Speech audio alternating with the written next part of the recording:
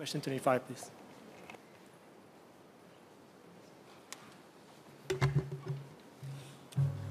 Mr. Speaker, sir, on behalf of the Prime Minister, please.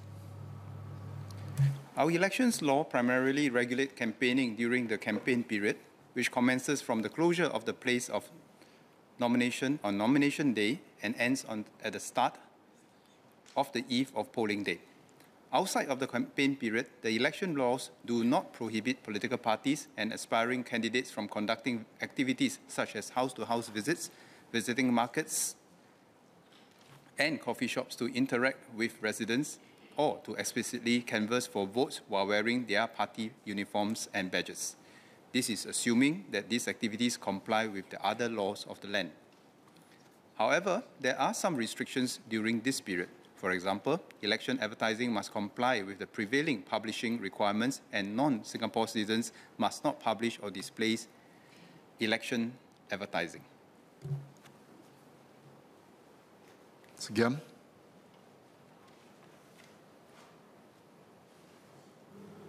I thank the Minister for his reply.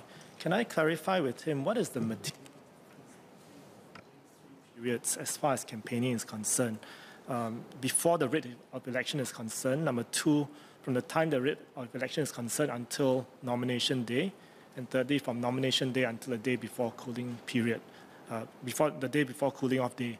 And are canvassing for votes and general interaction with residents by potential candidates allowed during each of these periods? Thank you. Mr. Speaker, sir, in response to the last question by Mr. Gerard Giam, I've already stated during my answer just now, anyone can interact with any residents at any time of the year, so long as it complies with the laws of the land.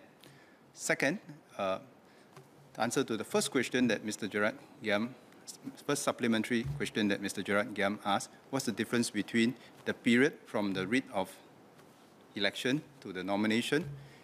The details can be found in the guidebook that we have published. And what are some of the key differences? For example, during the election period, there are rules that governs the electoral advertising, what can be done and what cannot be done as part of electoral advertising. As to the rest of the activities, Mr. Giam can also refer to the election guidebook and the normal course of the rules that apply to the normal course of activities that all of us conduct on a daily basis.